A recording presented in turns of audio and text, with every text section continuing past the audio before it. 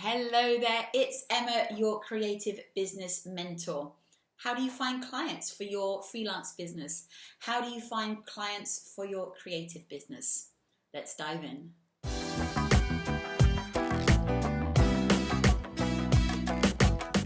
It's that age-old problem that people in any industry ask, like, how the hell do I find clients? But for creatives, it feels a little bit more convoluted, a bit more complex, possibly a little bit more daunting. You don't need to find all of the clients at once. This is a really important thing. If you want to find clients, if you're starting out in your business, you just need to find one client. That's all you need. You don't need to find 100 clients at once. You need to find one. And then from one builds to 2, to 4, to 5, and that's how it works. That's how I built my business. So 5 years ago, I started bespoke backdrops and branding. And I had one, actually 6 years ago now, we're in 2021. Oh my God, time. I had one client from a referral. I asked someone about, whether my business model, my business idea was a good idea, whether doing backdrops was a good idea. So I asked the one person who was already in that space doing videos. I asked them, they said, I think it's a great idea, Emma. In fact, I have a potential client for you. I had one client. And then a month later, I had a second client. And I think I had one client a month for the first 6 months. And that was all I needed to start my business. So I've got five points for you for finding clients. So the first one was start where you're at. You need one client. You don't need 100 clients. You don't need the clients over there. I promise you there are clients close by to you. So think about your network. Think about where you are and who you know already.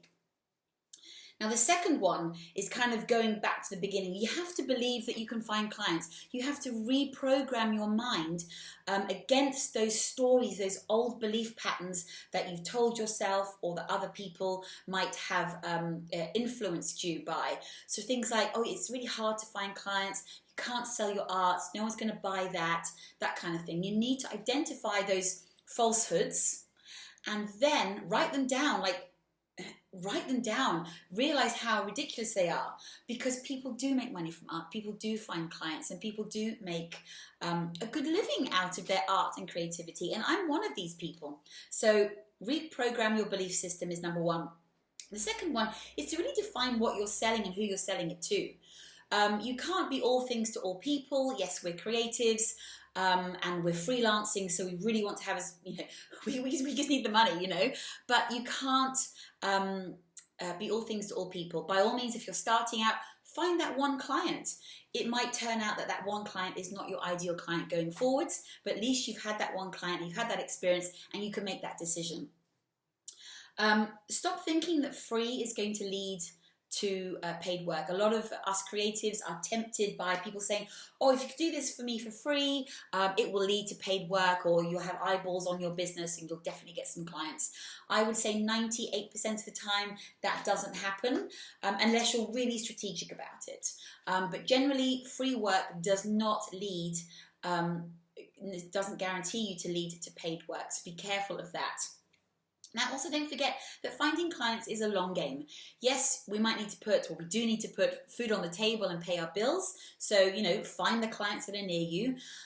But it is a long game. You don't reap the harvest. You don't, collect the harvest from the seeds you sow today. You have to sow the seeds, and then they blossom and grow, and they will eventually turn into clients. So just carry on doing your promoting, networking, being visible, showing your artwork, showing your products and services.